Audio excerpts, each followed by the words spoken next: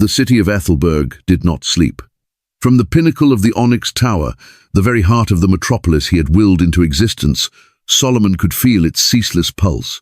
It was a low, mechanical hum that vibrated through the polished obsidian floors, a symphony of progress he himself had composed. Below, rivers of light flowed through canyons of bronze and steel, the headlamps of countless automobiles tracing golden threads in the perpetual twilight of the lower levels.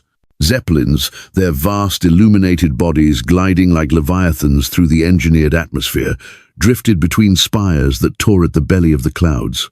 Every gear that turned, every piston that fired in the city's great geothermal heart, did so at his command.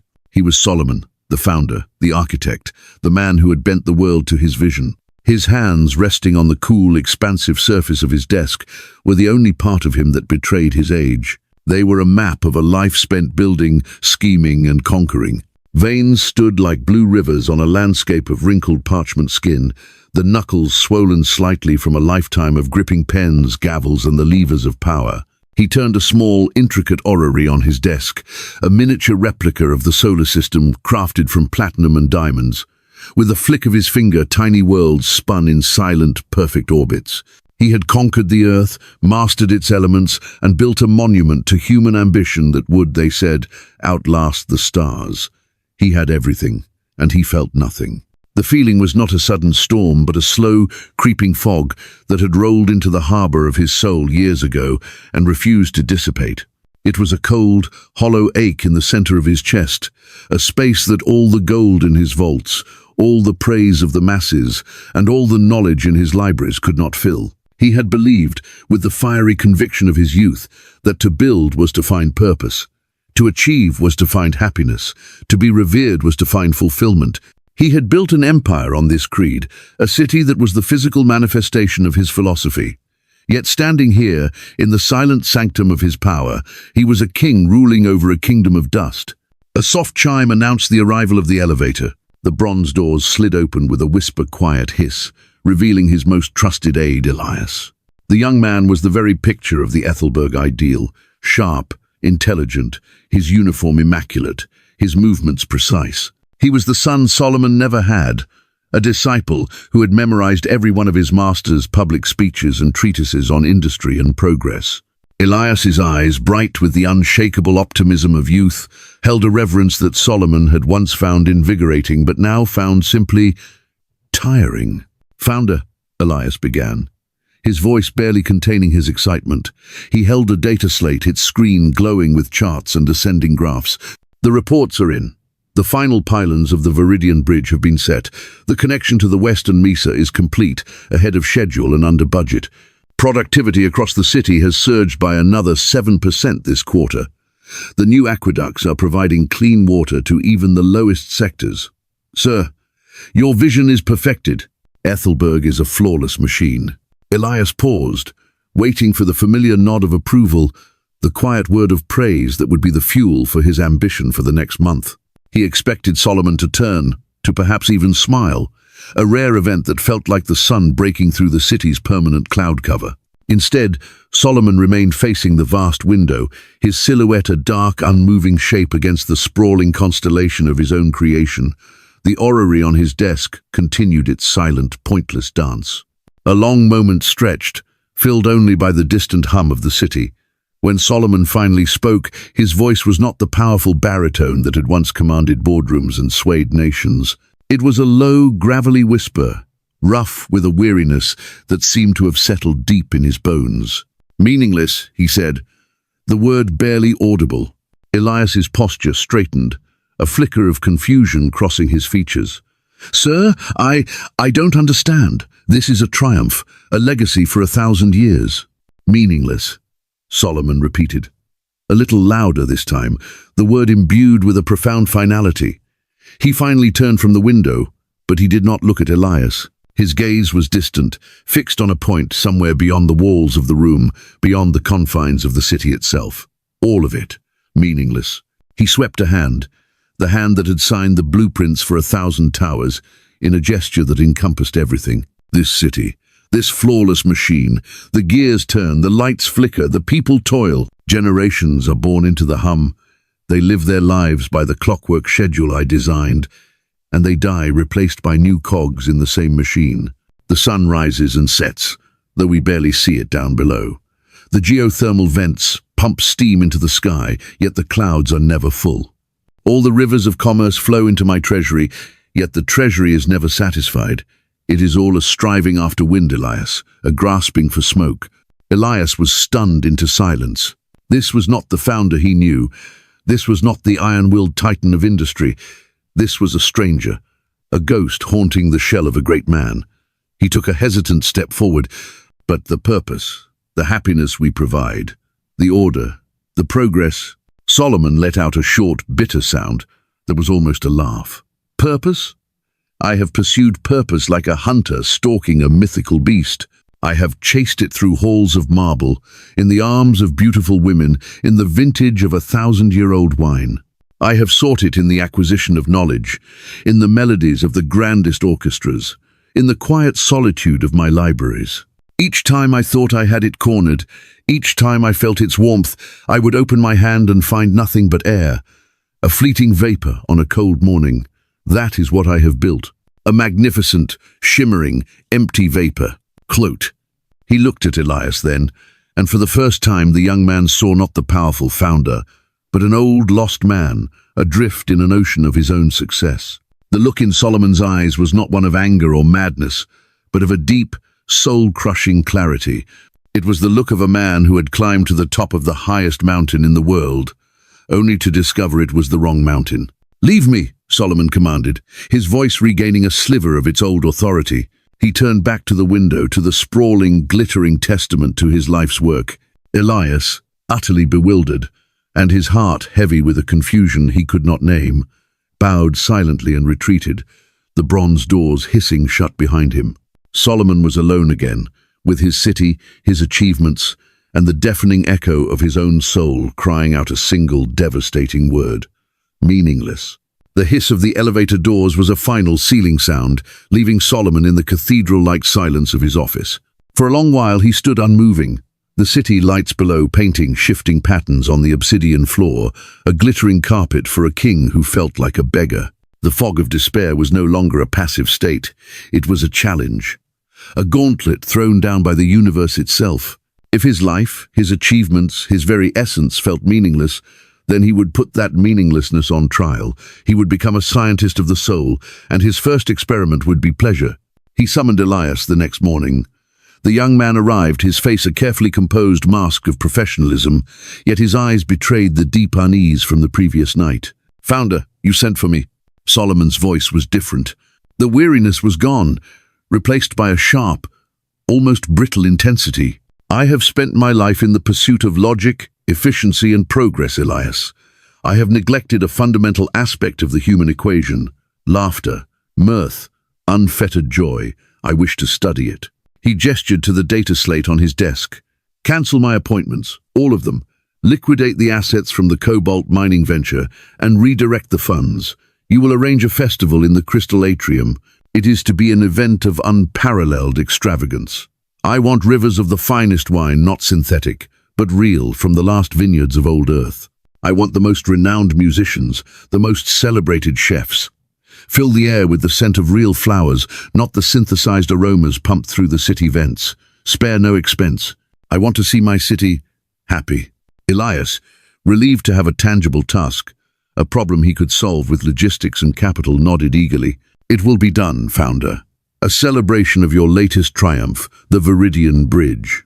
"Do not call it a celebration of anything," Solomon corrected him, his voice cold. "It is an experiment, nothing more. Now go." 3 days later, the Crystal Atrium was transformed. The vast domed space, normally a sterile monument to architectural ambition, was now a riot of life. Great, lush ferns and vines, dripping with bioluminescent moss, hung from the crystalline arches. A holographic sky overhead mimicked a perfect, star-dusted dusk. The city's elite, their faces hidden behind masks of silver and gold, drifted through the throng, their laughter echoing unnaturally in the vast space. Jesters in motley-colored silks tumbled and danced, their painted smiles stretched wide. Solomon sat on a throne of black iron, elevated above the crowd, He was not masked. His face was a stern, observant canvas amidst a sea of manufactured glee. He watched them all, the politicians currying favor, the merchants boasting of their fortunes, the artists seeking patronage. He saw the desperate, almost frantic way they drank, the forced quality of their laughter, the hungry look in their eyes as they moved from one fleeting pleasure to the next. He tasted the wine. It was exquisite, but warmed him no more than water. He listened to the music. It was technically flawless, but stirred nothing within him. A jester, the most famous in Ethelberg, a man named Flick, bounded up the steps to his throne. He juggled glowing orbs that left trails of light in the air. He told jokes that sent ripples of laughter through the nearby crowd, and he moved with a spry, manic energy. He finished with a deep bow, his eyes, even through the paint, pleading for a reaction from the one man who mattered. "Well, Founder?" Flick asked, his grin unwavering. "Is life not a grand comedy?" Solomon looked at the man, at the sweat beading on his brow beneath the white paint, at the frantic hope in his eyes.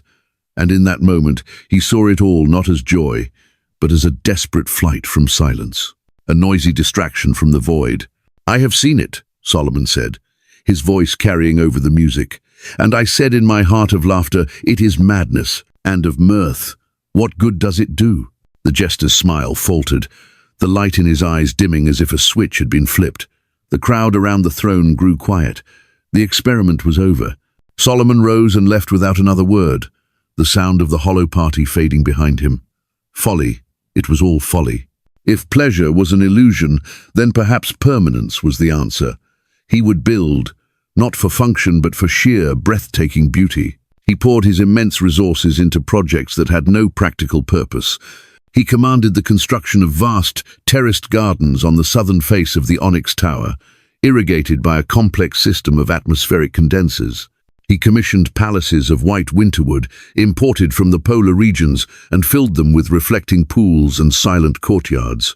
He bought great herds of exotic beasts to roam private reserves and acquired singers and dancers from every province, not for base pleasure, but as one acquires auto-possessed beauty. His chief stonemason on the new ivory palace was a man named Cale. He was old, his hands gnarled and powerful, his face a roadmap of sun and wind. Solomon would often watch him work, marveling at the man's focus. Kyle did not command 1,000 men. He simply held a chisel and a hammer, and with them he made stone flow like water. One afternoon, Solomon approached him. "You work from the first light to the last, Cale. This palace is for me. Your name will not be on it. Why do you pour your life into this stone?" Cale paused, wiping his brow with the back of a dusty hand. He looked at the intricate floral pattern he was carving into a lintel, a look of deep, quiet satisfaction on his face. "Founder, I do not work for my name to be on the wall. I work because of this." He ran a calloused finger over the smooth, cool curve of a marble petal. "When I started, this was just a block, a heavy, shapeless thing. But in my mind I could see this flower. My hands, they just help it come out. The joy is not in the finished palace. The joy is in this moment. In the feel of the stone giving way just so. In making what is in my head real. You may own the palace, sir. But I own this joy. No one can buy that." Solomon stared at the old man, and the hollowness within him ached with a new, sharper pain. He, Solomon, had conceived of the entire palace, had willed it into being with a word, but he felt none of the joy Cale described. He was merely the consumer of the final product.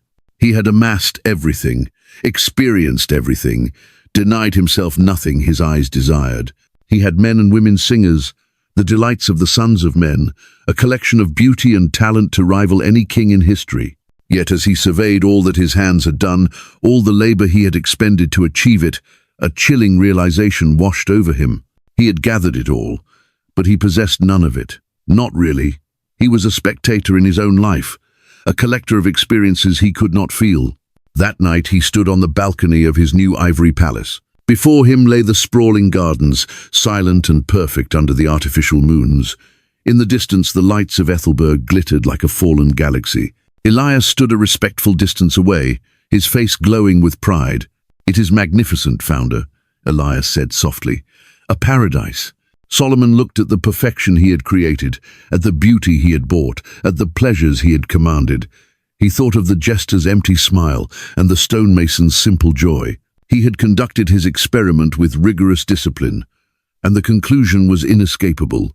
Behold, Solomon whispered to the night air, his voice devoid of all emotion. All was vanity and a chasing after the wind. There was nothing to be gained under the sun. The failure of pleasure and the emptiness of his grand projects did not bring Solomon to despair. Instead, a new, colder kind of curiosity took root. He had examined the pursuits of man. Now he would examine the very framework of existence. He retreated from the public eye, abandoning his gardens and palaces for the stark, intellectual austerity of his personal libraria, vast circular chamber at the very apex of the onyx tower. Here, the hum of the city was a distant murmur, a forgotten dream.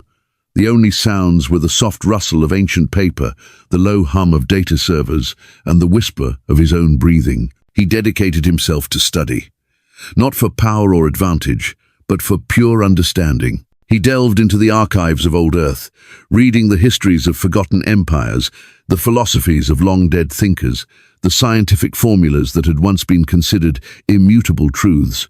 He summoned Ethelberg's greatest minds, astronomers, physicists, sociologists. Historian Sand engaged them in relentless debates that lasted for days, fueled by potent stimulants and a hunger for knowledge that bordered on madness. His chief scholar, a woman named Lyra, whose mind was as sharp and clear as cut crystal, watched his descent with growing alarm.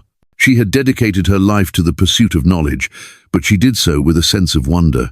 Solomon pursued it with a grim, almost forensic desperation, as if he could dissect the universe and find its soul on a slide under a microscope. One evening, as they stood before a vast holographic projection of the galaxy, Lyra spoke.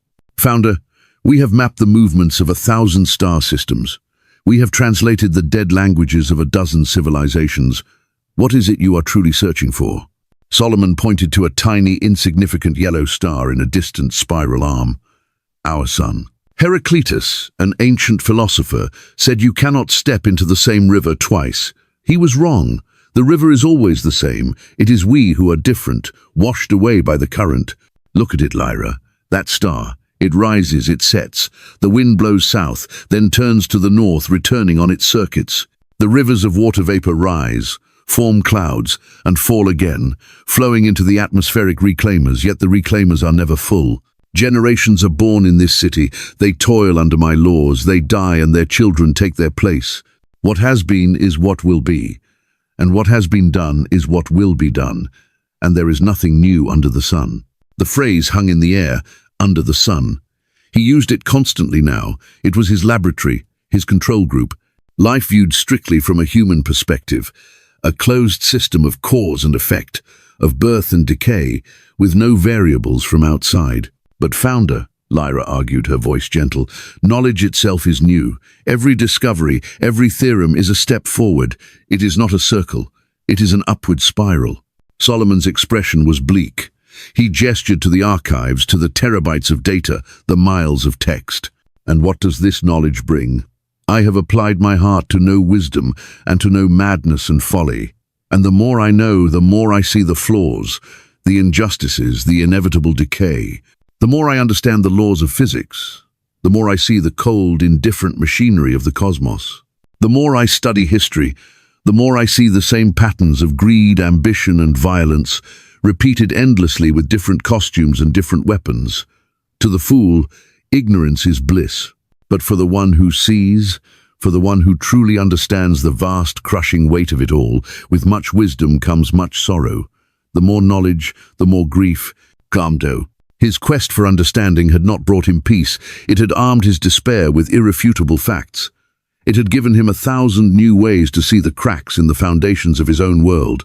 He saw the cyclical nature of poverty in the lower sectors, the predictable patterns of corruption in his own council, the biological certainty of his own aging body. Wisdom had not given him a shield. It had given him a magnifying glass to inspect his own wounds. This intellectual torment began to manifest in a chilling new project. He commissioned a new wing in the city's archives, a place he called the Observatory of Man. Here he began to chronicle the lives of his citizens, not as a census, but as a study in futility. He tracked families through generations, noting how the son of a laborer became a laborer. how the daughter of a merchant married a merchant, their lives tracing predictable, inherited arcs. He saw a brilliant young engineer, full of fire and innovation, design a new system for the city's power grid. Solomon watched as the young man received accolades, grew old, retired, and was eventually forgotten, his innovations absorbed into the machinery of the city, his name a footnote in a technical manual. He saw a righteous man, a foreman in the lower levels named Gideon, who was known for his honesty and fairness. Gideon shared his rations with those who had less. He defended the weak, and he spoke truth to power. Solomon watched from his tower as this man's integrity cost him promotions, earned him the enmity of corrupt officials, and ultimately led to an accident in the geothermal vents that left his family destitute. Conversely, he tracked a cunning, ruthless administrator named Malachi, who skimmed funds, betrayed allies, and lied his way up the ladder of power. Malachi lived in a luxurious apartment in the upper spires. His family wanted for nothing, and he died peacefully in his sleep at a ripe old age, lauded in the official histories as a pillar of the community. One night, Elias found Solomon in the observatory, staring at two holographic files hovering in the air side by side, the lives of Gideon and Malachi.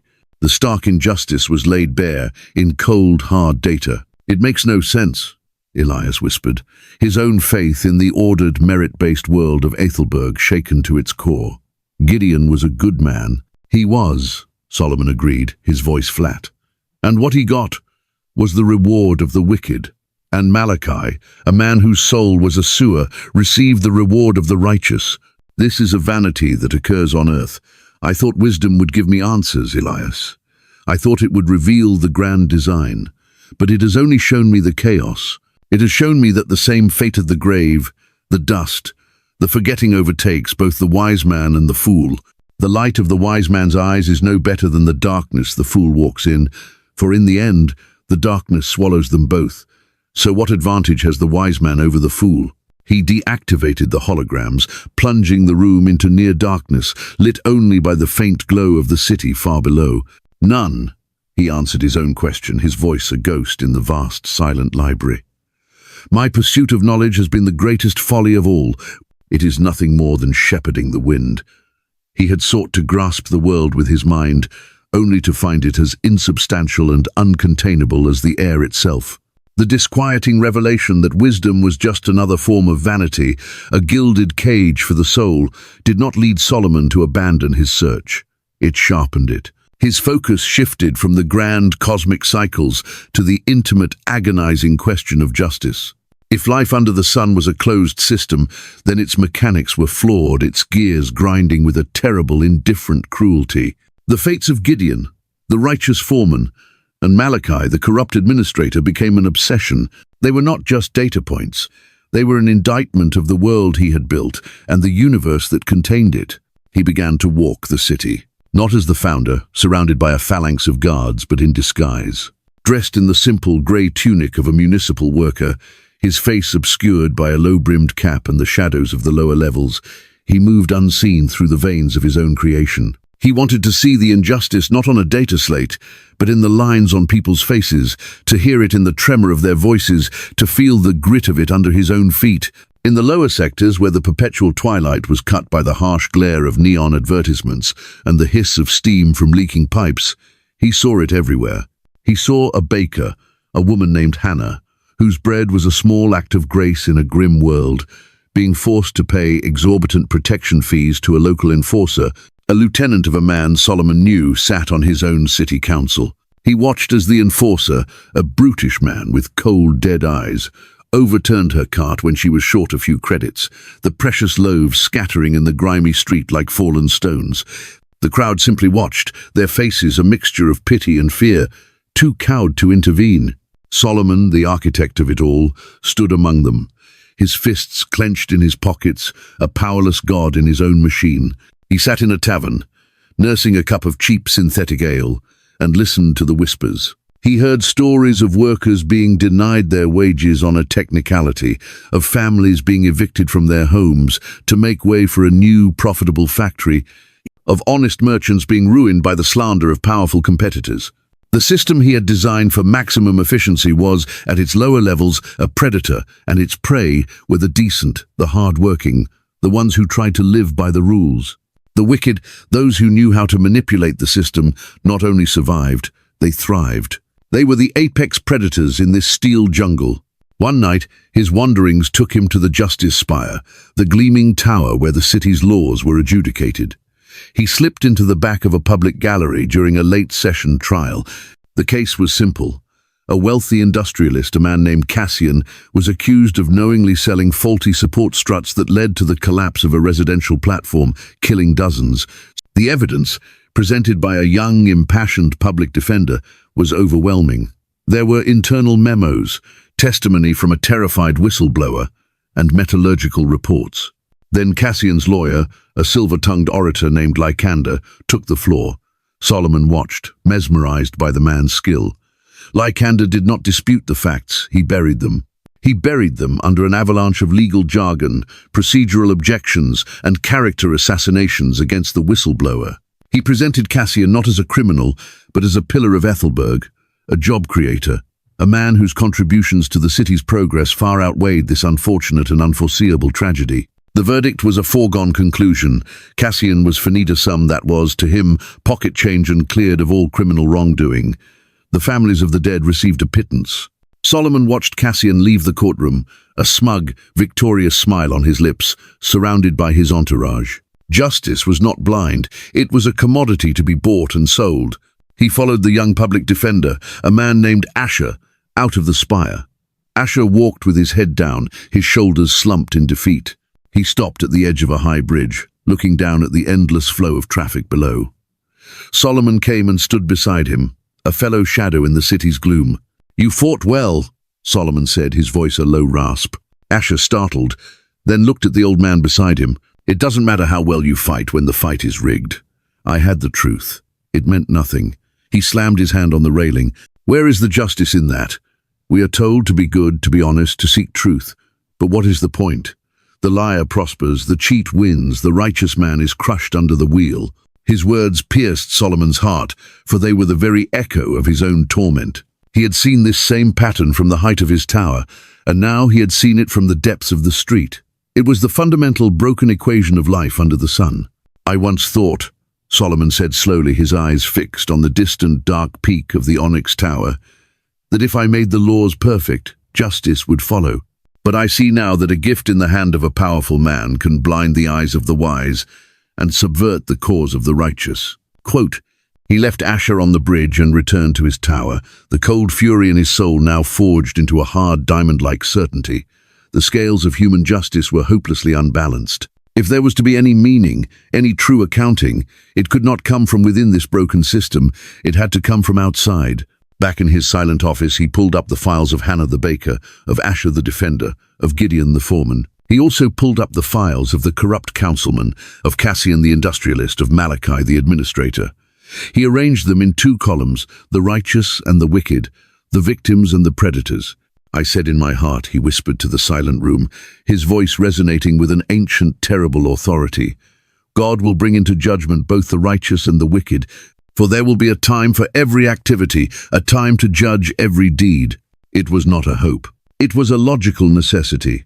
If the universe was not to be a cosmic, insane asylum, then there had to be a final reckoning.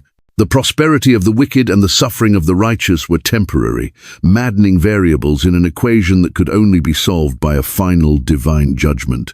For an instant, the idea brought him a sliver of cold comfort, but it was fleeting, because he then looked at his own life, at the compromises he had made, the ruthlessness he had employed to build his empire, the people his progress had crushed.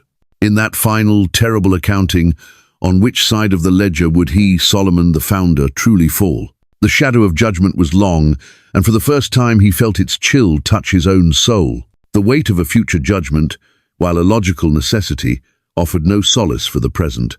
In fact, it cast a longer, darker shadow over the meaningless toil he witnessed daily. The people of Ethelberg hurried through their lives, their faces etched with anxiety, their minds fixed on the next promotion, the next acquisition, the next rung on the ladder. They were chasing a future that might never come, sacrificing the present moment on the altar of someday. Solomon, the architect of this relentless pace, now saw it as a form of mass delusion. He became fascinated by the concept of time itself. In his library, he would watch the city's massive chronometers, their glowing digits marking the passage of each microsecond with cold, unforgiving precision. He observed the endless cycles, the shift changes at the great factories, the rhythmic pulse of the transport systems, the scheduled delivery of nutrient paste to the lower sectors. It was all a time to build and a time to break down, a time to plant the seeds of industry and a time to uproot the old ways, a time to weep at loss and a time to laugh at hollow entertainments, a time to gather stones for new foundations and a time to cast them away when they were obsolete. There was a season for everything, a purpose for every activity under the heavens, but the people were blind to it. They lived in a perpetual state of dissatisfaction, mourning the past or fearing the future. They were never simply present. His observations led him to seek out the one place in Ethelberg that seemed to defy this frantic rhythm. The Sky Gardens, tended by the city's chief botanist, a woman named Elara. Elara was an enigma. In a city of steel and circuitry, she worked with soil and seed. While others sought to conquer nature, she sought to cooperate with it. Solomon found her in the highest greenhouse, a humid, fragrant dome filled with plants that were relics of old earth. She was not young, but her movements were fluid and unhurried, her hands stained with dark soil, moving with a gentle confidence as she tended to a delicate white orchid. "You are the only person in this city who doesn't seem to be in a hurry," Solomon stated, his voice startling her. Elara turned, her eyes the color of moss, showing no surprise at seeing the founder in her sanctuary. "Plants cannot be rushed, founder. They grow in their own time. This orchid, it will bloom when it is ready, not a moment before. To try and force it would be to destroy it." "And you find satisfaction in this?" Solomon asked. "This? Waiting? It is not waiting," she corrected him gently. "It is participating. Every day there is something to be done. Today I prune the dead leaves. Tomorrow I will adjust the humidity. The day after I might see the first sign of a new bud. There is joy in the work of each day. The final bloom is a wonderful thing, yes. But if you only live for that one moment, you will miss the beauty of the entire journey." She gestured for him to follow her to a small, sun-drenched alcove where a simple wooden table and 2 chairs stood.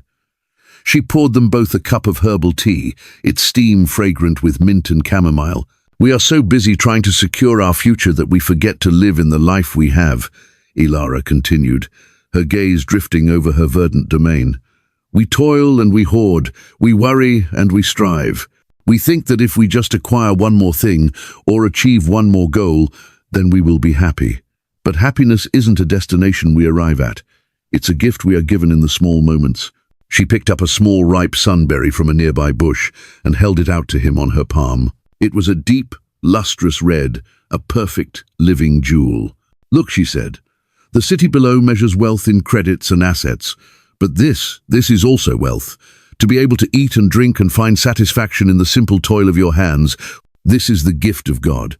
He has made everything beautiful in its time. He has also set eternity in the human heart, a longing for something more, a feeling that this is not all there is. Yet we cannot fathom what God has done from beginning to end. We cannot see the whole design. So what is better for us than to be joyful and to do good in our lives while we have them?" Solomon looked from the perfect berry in her hand to the sprawling, complex city visible through the glass walls of the greenhouse.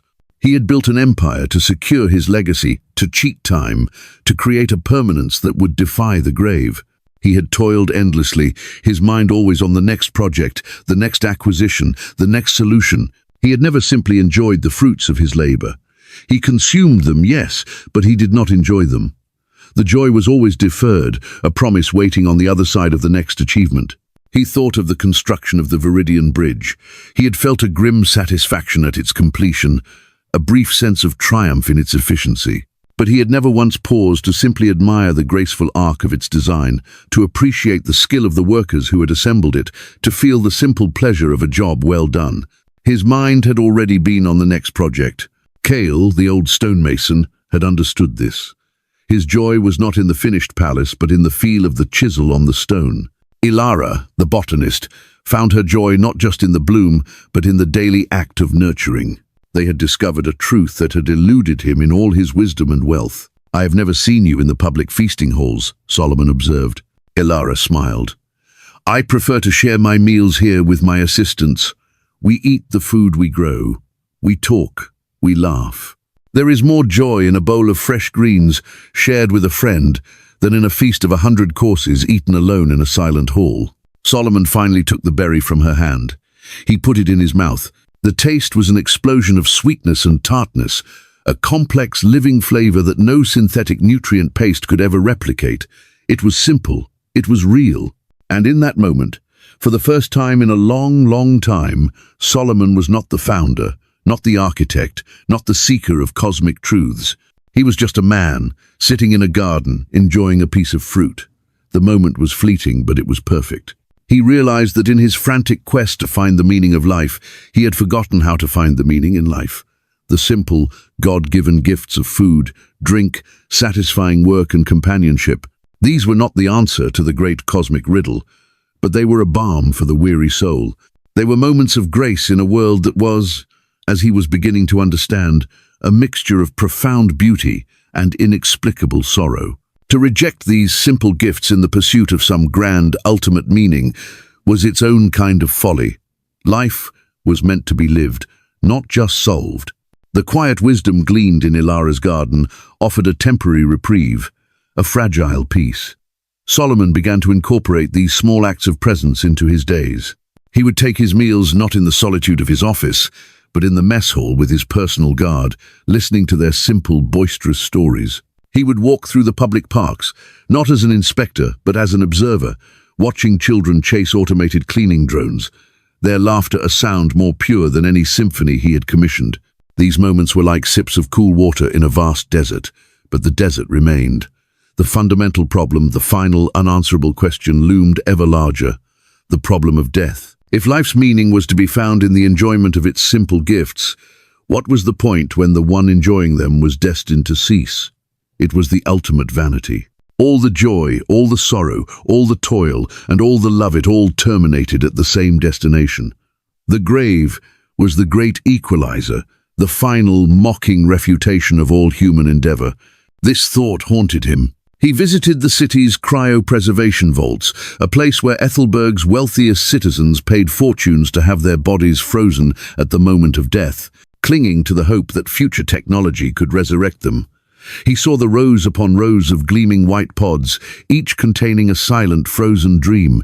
To Solomon, it was the ultimate act of denial, a refusal to accept the one non-negotiable term of existence. His obsession led him to the office of the city's chief medical officer, Dr. Aris. Aris was a man who lived at the border between life and death every day. He was pragmatic, unsentimental, a scientist who saw the body as a complex but ultimately fallible machine. We have extended the human lifespan by nearly 50%, Founder, Aris reported, gesturing to charts displaying mortality rates. We have eradicated most genetic diseases. We can replace failing organs with bioengineered perfection. We are winning the war. You are not winning a war, Doctor, Solomon countered, his voice low. You are merely negotiating the terms of surrender. You can delay, you can patch, you can replace, but you cannot defeat the enemy. Tell me, what is the ultimate fate of the wisest man in this city and the most idiotic fool in the lowest sector? Dr. Aris paused, the clinical confidence draining from his face. Well, biologically, the cessation of all neural and corporeal functions, death. Exactly, Solomon pressed. The same event happens to them both. I have seen that the wise man has eyes in his head, while the fool walks in darkness. And it is better to have light than darkness. But I also realized that the same fate overtakes them all. So I said in my heart, the fate of the fool will overtake me also. What then have I gained by being wise? I said in my heart, this also is vanity. For the wise man, like the fool, will not be long remembered. The days have already come when both have been forgotten. Like the fool, the wise man too must die. The words burst from him, not as a philosophical query, but as a cry of raw, personal anguish. The truth of it was a physical weight in his chest. His vast intellect, his encyclopedic knowledge, his ability to see the patterns of the world, what good was it? It gave him no advantage in the final contest. The knowledge he had spent a lifetime accumulating would vanish in an instant, like a complex equation erased from a slate. He began to have vivid, disturbing dreams. In one, He stood in a vast, empty hall. Before him were two doors. One was labeled wisdom, the other folly. He chose the door of wisdom and entered a library filled with all the knowledge of the universe.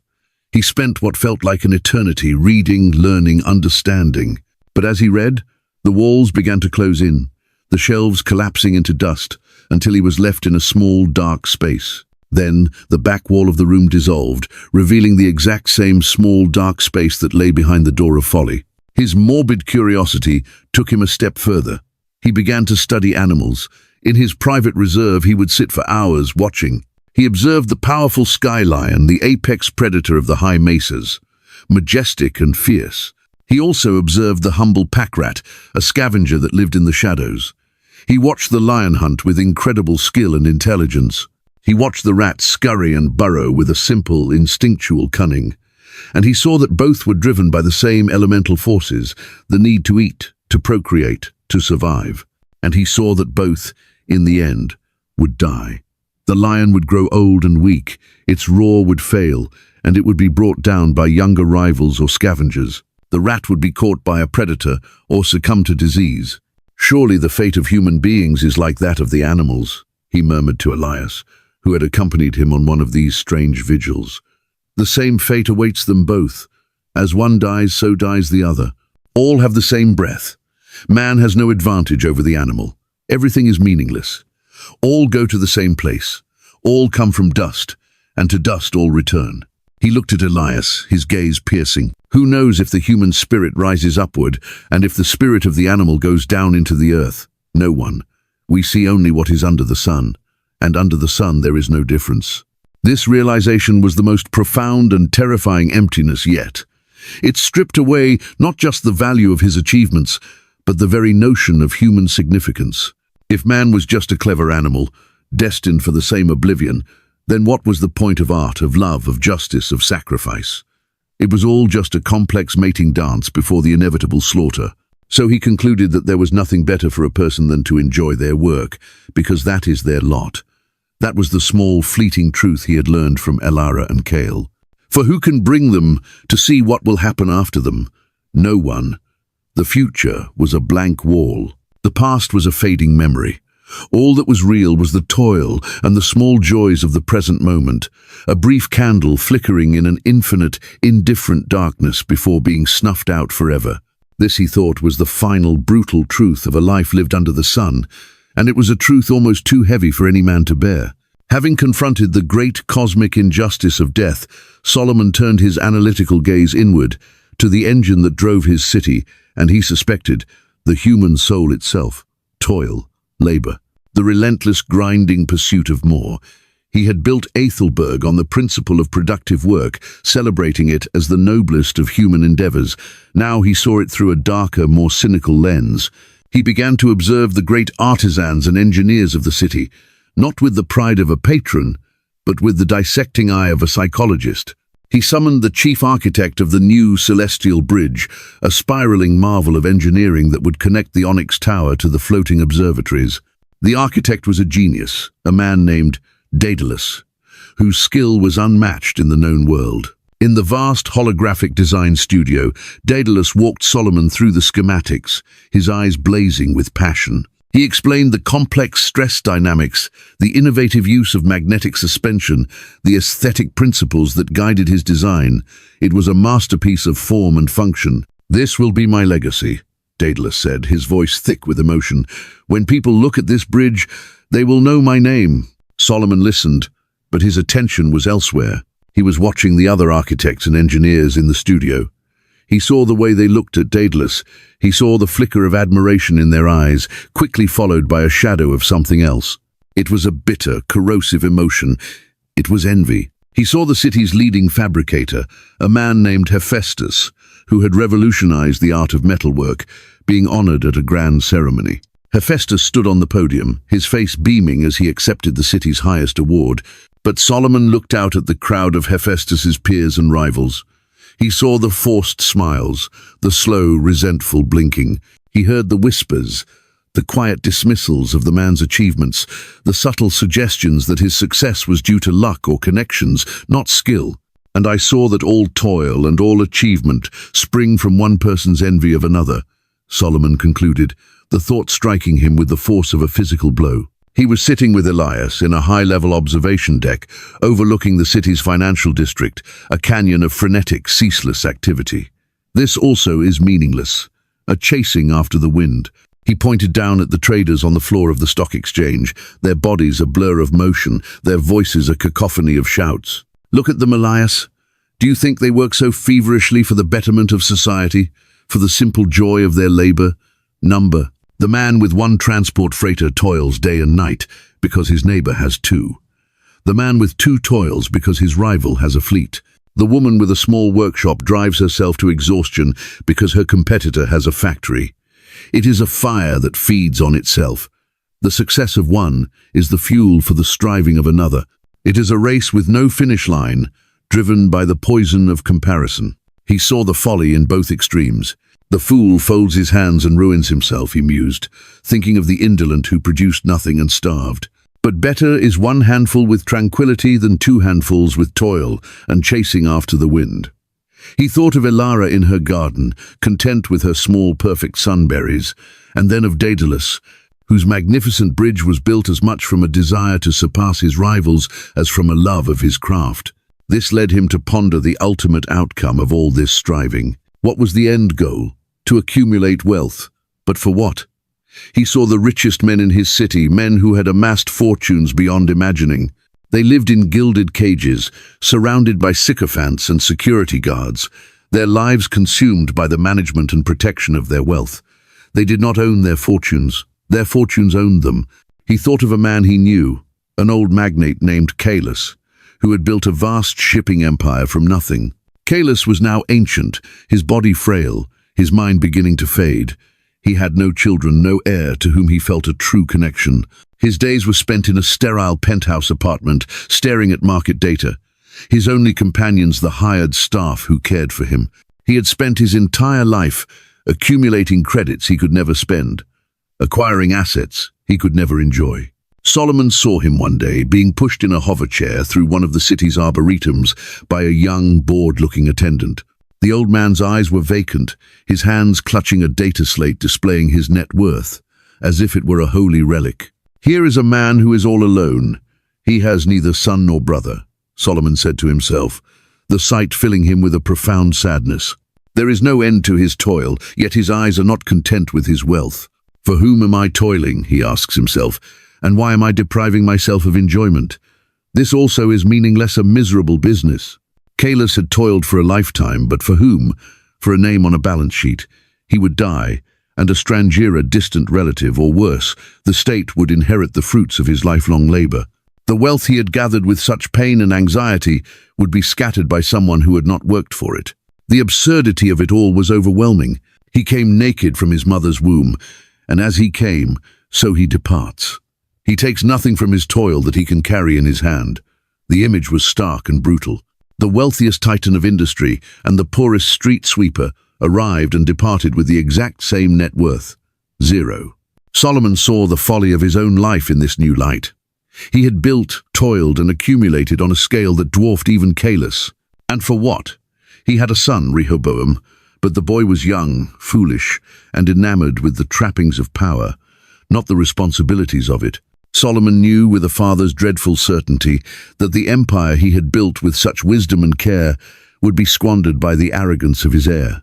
So I hated all the things I had toiled for under the sun because I must leave them to the one who comes after me, he confessed one night to the darkness of his chamber. And who knows whether that person will be wise or a fool, yet they will have control over all the toil into which I have poured my effort and skill under the sun. This too is meaningless. His work, his legacy, his entire life's effort felt like building a magnificent sandcastle. He had poured all his skill and passion into its creation, only to know that the moment he turned his back, the tide of a fool's whim would wash it all away. Toil driven by envy and culminating in bequeathing its fruits to a stranger or a fool was not a noble pursuit. It was the cruelest joke the universe had yet played on him. The crushing realization that his life's work would likely be squandered sent Solomon into a period of profound isolation.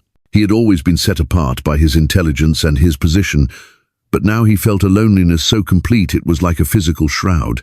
He would sit in his vast council chamber after the sycophants and advisers had departed, the silence amplifying the echo of his own thoughts.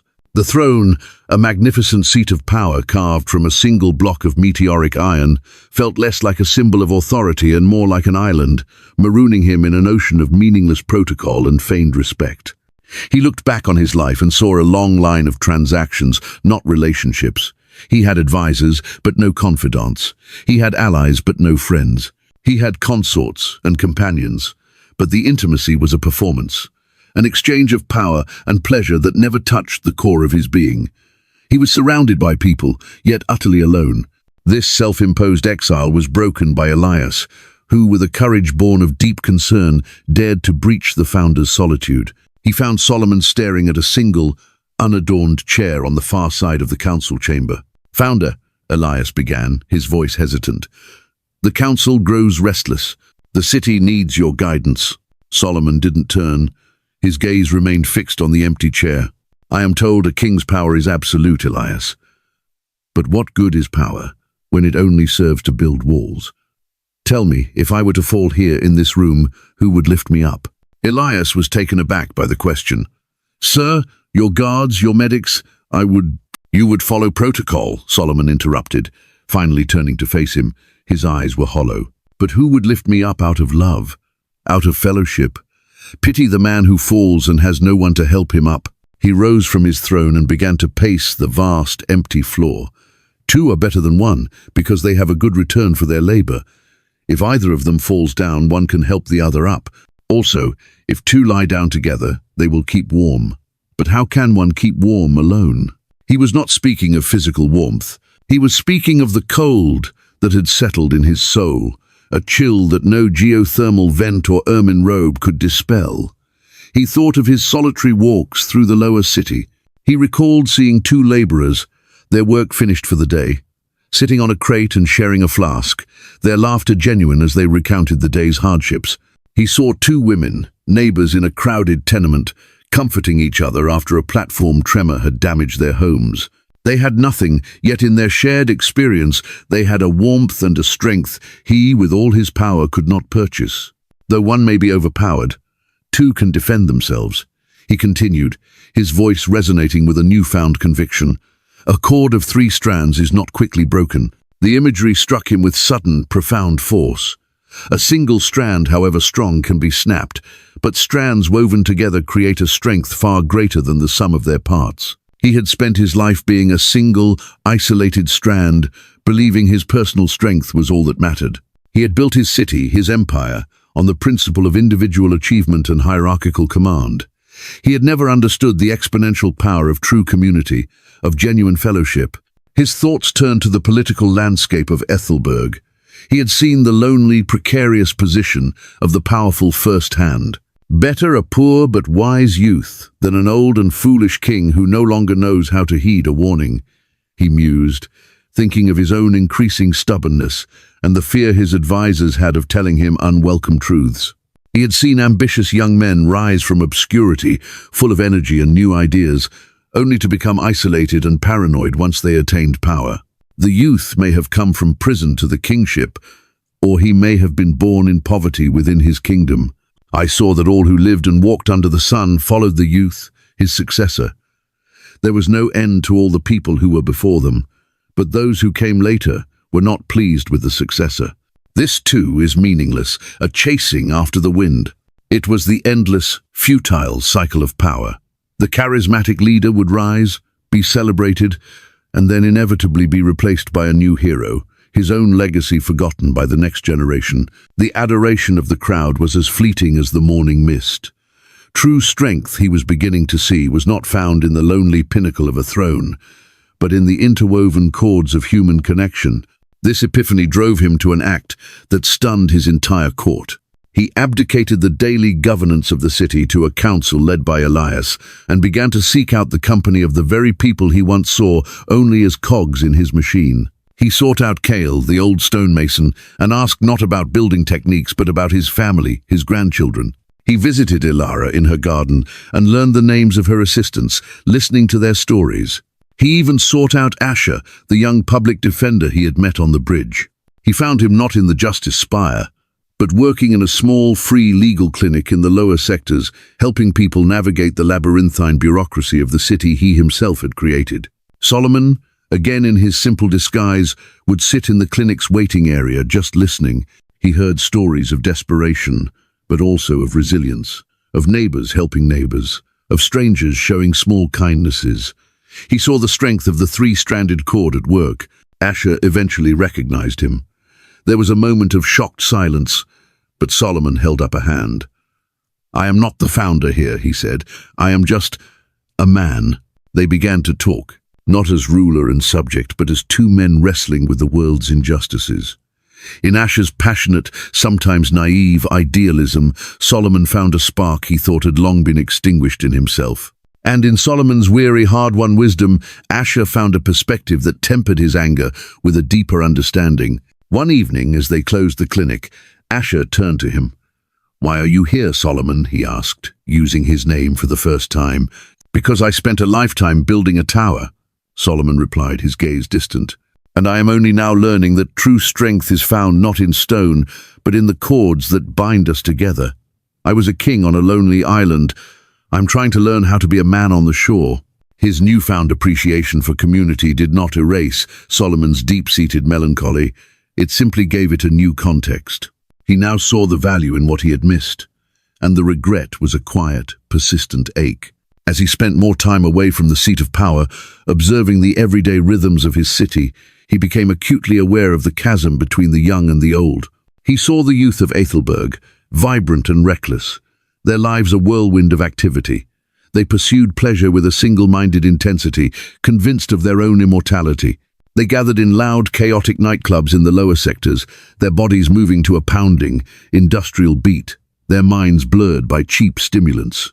They performed daredevil stunts on the high girders of the city, chasing the fleeting thrill of adrenaline and the admiration of their peers. They were beautiful, foolish, and heartbreakingly alive. Solomon would watch them, a ghost in their midst, and he remembered the fire in his own belly when he was a young man, the unshakable belief that he could remake the world, the impatient dismissal of the cautious advice of his elders. He had been them, and in them he saw the beginning of his own long, misguided journey. "Rejoice, young man, in your youth, and let your heart cheer you in the days of your youth," he would whisper to himself, a strange mix of tenderness and warning in his voice. "Follow the ways of your heart and whatever your eyes see." But then came the inevitable counterpoint, the wisdom born of a lifetime of consequence. "But know that for all these things God will bring you into judgment. So banish anxiety from your heart and cast off the troubles of your body, for youth and vigor are meaningless." They were a vapor, a beautiful, shimmering, energetic vapor, but a vapor nonetheless. Their strength would fade, their passions would cool, their smooth skin would wrinkle. The frantic dance would end. He saw it as a duty, a burden of his age, to remember this on their behalf, for they could not yet see it for themselves. His focus then turned to his own son, Rehoboam. The young man was the epitome of the city's privileged youth. He spent his days with a coterie of fawning, arrogant young nobles who had grown up in the shadow of the Onyx Tower, knowing only wealth and ease. They saw the city not as a complex organism to be stewarded, but as their personal playground. Solomon summoned Rehoboam to his private study, a room the boy had always hated for its lack of opulence and its overwhelming silence. "Father," Rehoboam said, his tone bordering on insolent. He lounged in a chair, running a hand through his perfectly styled hair. "I was in the middle of a sky race. Is this important?" "That depends on what you consider important," Solomon said, his voice quiet but heavy. "I have been watching you, and I have been watching your friends." "My friends?" Rehoboam laughed. "They are the sons of the most powerful men in Ethelberg. They will be my counsel when my time comes." "They are fools, Rehoboam," Solomon said bluntly. "They whisper poison in your ear. They tell you that strength is shown through harshness, that wisdom is shown through arrogance. They advise you to tighten your grip, while the wise would advise you to open your hand. Your grandfather, David, was a warrior, but he knew the hearts of his people. I was a builder, but I learned too late that a kingdom is not made of steel but of loyalty. You have learned nothing. You have only learned how to spend the fortune you did not earn, and command the respect you have not won." Rehoboam's face hardened. "You are old. Your ways are slow. This city needs a strong hand, not a philosopher's touch. The people need to be reminded who is in charge. My friends understand this." The chasm between them was too wide to bridge. Solomon saw in his son's eyes the same blind arrogance that had once fueled his own ambition. The cycle was preparing to turn once more. The wise king would be replaced by the foolish one, and the people would suffer for it. The sandcastle would be washed away. The encounter left Solomon deeply shaken. He retreated into himself, the weight of his age pressing down on him. He felt the slowing of his own body, the way the light seemed dimmer, the sounds of the city more distant. The vibrant, chaotic world of the young seemed like a foreign country. He described the feeling to Elara one afternoon in the quiet of her garden. "The days are coming," he said, his voice a low murmur, "when you will say, 'I find no pleasure in them.' The sun and the light and the moon and the stars grow dark, and the clouds return after the rain." He was no longer speaking of the weather. He was describing the slow fading of his own senses. When the keepers of the house the hands tremble, and the strong men the legs stoop, when the grinders the teeth cease because they are few, and those looking through the windows the eyes grow dim. When the doors to the street, the ears are closed and the sound of the grinding is faint. When people rise up at the sound of birds, but all their songs grow faint. When people are afraid of heights and of dangers in the streets. When the almond tree blossoms, the hair turns whitened. The grasshopper drags itself along and desire no longer is stirred. Then people go to their eternal home and mourners go about the streets. Come. It was a poem of decay, a stark, unsentimental portrait of the body's slow surrender. He had spent his life building things that would last, but he could not stop the inevitable decay of his own vessel. His mighty hands trembled. His strong legs, which had strode through palaces and across continents, were now unsteady. His desire, the engine that had driven him to conquer the world, was sputtering, its fuel running low. This wasn't a complaint. It was an observation, as clear and unflinching as any he had ever made. He was an organism in its final season. The almond tree was in bloom. He was preparing to go to his eternal home. The question that remained, the very last question of his long and searching life, was what to do with the time that was left before the silver cord was severed and the golden bowl was broken. The visceral understanding of his own mortality did not bring Solomon peace, but it brought a profound, crystalline clarity. The frantic search for meaning, the intellectual wrestling with the universe's paradoxes, the bitterness over injustice, all of it began to fall away like scaffolding from a completed structure. What was left was the stark, simple architecture of his existence and the little time he had remaining within it. He felt the silver cord, the very essence of his life, force-stretched taut, humming with the vibrations of his final days. He ceased his wanderings. He no longer needed to see the city's follies or its small graces. He had internalized them. His world shrank to the quiet pinnacle of the onyx tower. But it was no longer a prison of loneliness. It was a watchtower, a place of final contemplation. Elias, who now managed the city's affairs with a wisdom and compassion Solomon knew he himself had lacked at that age, would visit him daily. He would report on the city's status, but their conversations quickly turned from matters of state to matters of the soul. "I have tried to implement the things we spoke of," Elias said one evening, as the artificial stars began to glow in the city's night sky. "We have established new forums for community grievance, provided more support for the clinics, reformed the wage laws for the laborers. It is better, but it is not perfect. The injustice, it's like a weed. I pull it up in one place and it sprouts in another." Solomon nodded, a faint, weary smile on his lips. "You are trying to perfect what is crooked, my son, and what is lacking cannot be counted. You have done well. You have done better than I did. But you cannot make the world whole. That is not your burden." "Then what is my burden?" Elias asked, his youthful face etched with the strain of his responsibilities. "What is the point of all this toil if the machine is fundamentally broken?" Solomon was silent for a long moment, gathering his final thoughts, arranging them not as a king giving a decree, but as a father giving his last inheritance of wisdom. "I have spent a lifetime asking that question," he began, his voice slow and deliberate. "I have searched for the answer in pleasure and found only madness. I have searched for it in great works and found only vanity. I have searched for it in wisdom and found only sorrow. I have observed the world from every angle. I have seen the toil of the righteous and the prosperity of the wicked. I have seen the futility of ambition and the certainty of the grave. I have seen that all of it, all of humans striving under the sun, is a chasing after the wind. Cree. He paused, letting the weight of his lifelong conclusion settle in the room. This was the sum of his grand experiment. It was a bleak, desolate truth, but he was not finished. But the key, Elias, is the qualifier. Under the sun. That was the limit of my experiment.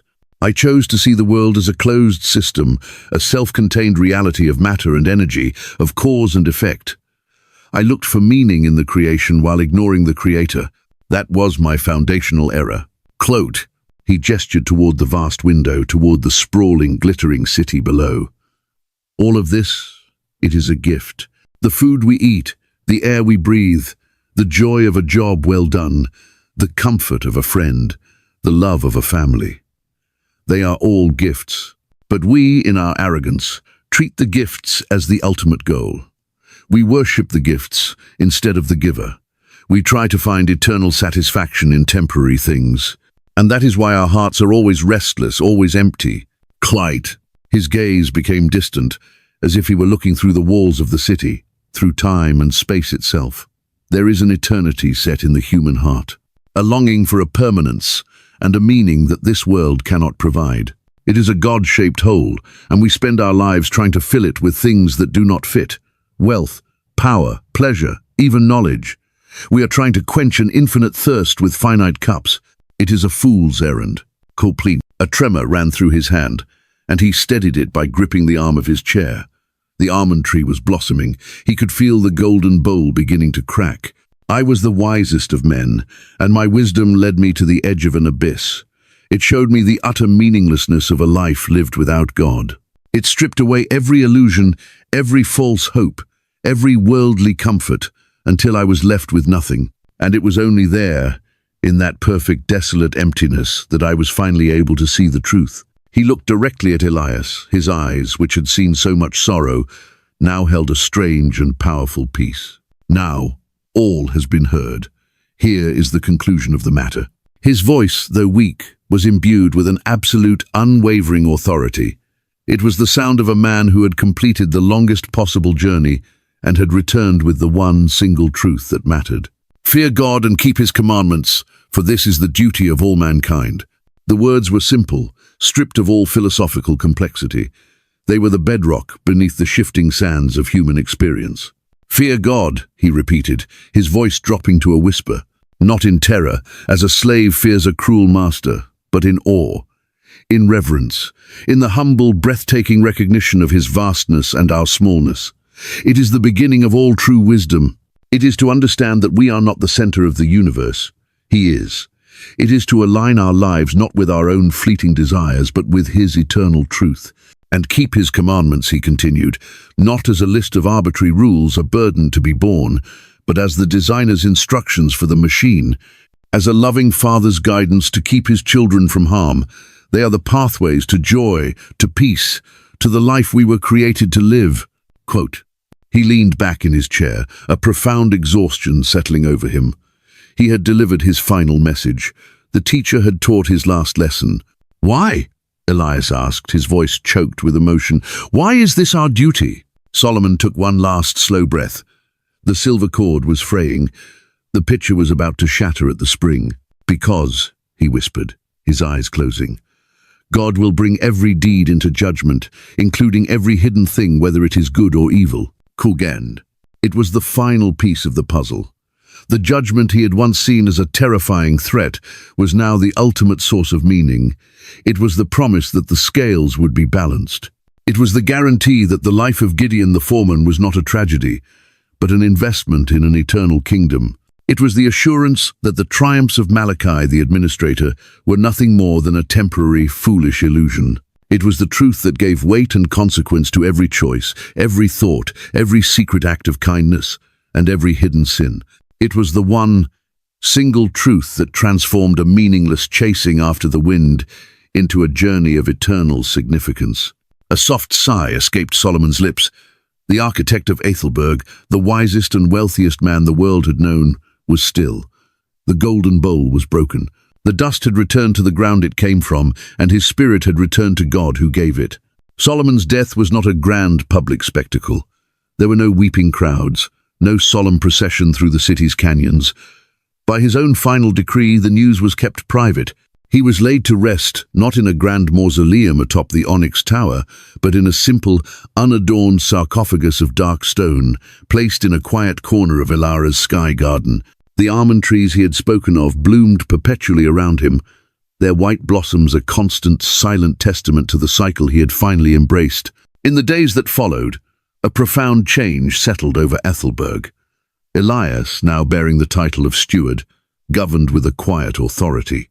He did not issue grand pronouncements or embark on monumental building projects. Instead, he began to weave the threads of Solomon's final wisdom into the very fabric of the city.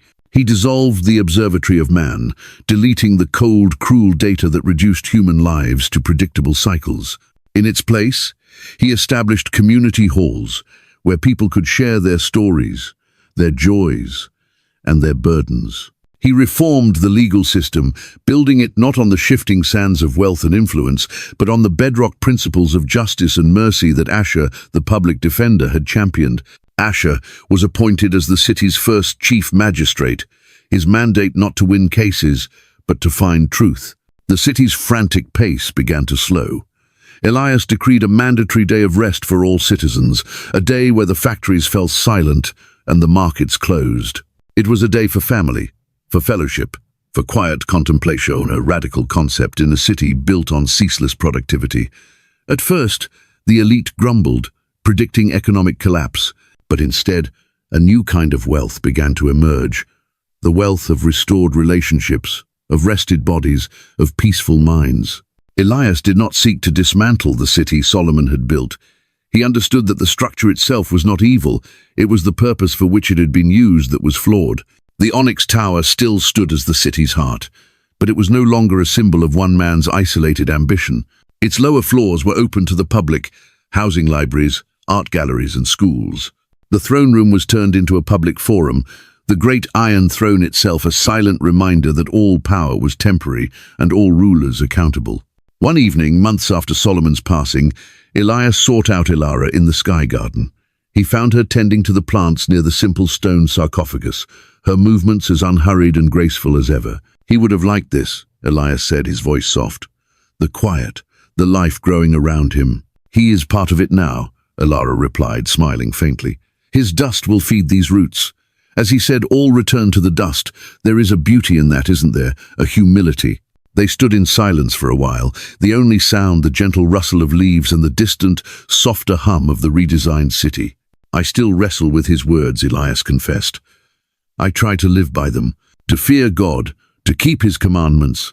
But some days the injustice of the world, the futility of it all, it still feels overwhelming. I look at all that is crooked, and my heart aches to make it straight. Ilara stopped her work and turned to him. His wisdom was not a map that provides all the answers, Elias. It was a compass. It doesn't show you every rock and pitfall on the path, but it always points you in the right direction.